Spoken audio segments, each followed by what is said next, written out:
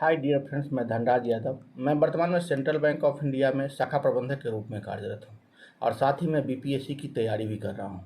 मित्रों, मेरा वैकल्पिक विषय मैथिली साहित्य है और मैं श्री प्रवीण कुमार झा सर के सानिध्य में अपनी वैकल्पिक विषय की तैयारी कर रहा हूँ।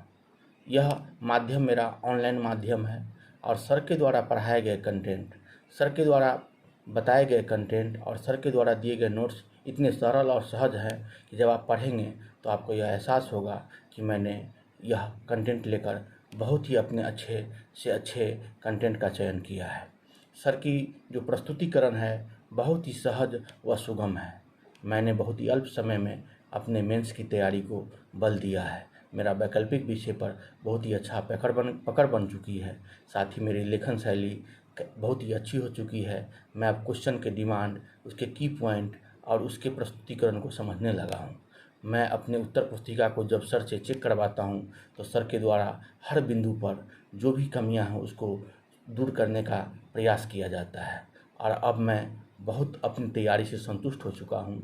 मेरे प्यारे मित्रों, यदि आप अपना वैकल्पिक विषय यदि मैथिली साहित्य चुना है तो निसंकोच सर के कोचिंग से जुड़ें, ऑनलाइन शिक्षा ग्रहण करें और अपनी सफलता सुनिश्चित करें, क्योंकि मैथिली विषय मार्क फेचिंग विषय हैं।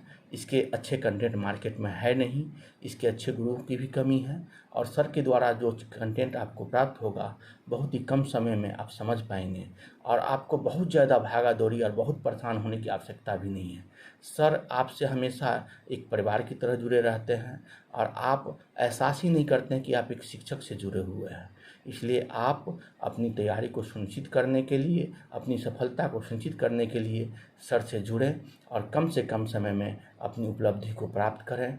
आप 70% से ज़्यादा मार्क प्राप्त करेंगे, यह मेरा आशा और पूर्ण विश्वास है। इसलिए मैं अंत में आपसे यह निवेदन करूंगा कि यदि आपने तैयारी अपना शुरू कर दिया है, वैकल्पिक विषय यदि आपका मैथिली है, तो आप सर के साथ, प्रवीण झा सर के साथ जुड़कर अपनी तैयारी को समापन करें, अपनी सफलता सुनिश्चित करें और एक सफल प्रशासनिक अधिकारी बनें। जय हिंद, जय भारत।